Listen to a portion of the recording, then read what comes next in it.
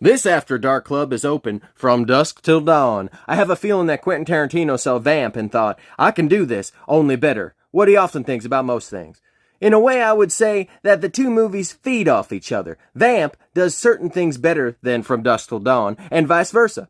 It should also be said that only half of From Dusk Till Dawn was stolen from Vamp, and that Vamp is strictly a comedy. The film would later go on to fully inspire the Tales from the Crypt entry, Bordello of Blood. I can only assume that its makers saw the popular craze of college frat guy comedies on the rise and decided to try that only with vampires, you know? The plot follows two cocky gangsters in training as they hatch a scheme to hire a stripper in order to be accepted into a fraternity. This leads them to acquire a rich loser spaz in his vehicle, taking them deep into the city on an adventure of sorts. Yada yada yada, they meet Grace Jones and Quentin Tarantino cashes a big fat check.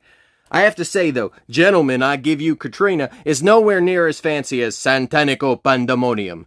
Plus the whole truck driver thing in Mexico makes a lot more sense as far as body disposal goes. Story-wise, the writers could have come up with a better excuse for them to go into the city.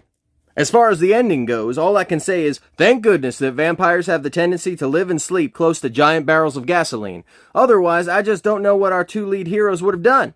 Positives would include the film's elevator sequence, which is a creepy and suspenseful gem of a scene. The film exists in a world where purple and green are everywhere to be seen. Whether it be in the sewers or the strip clubs or the streets of the city, everything is drenched in purple and green lights. It's quite crazy, really. The vampire design is effective, due to its taking a page from the 1980s classic, Fright Night.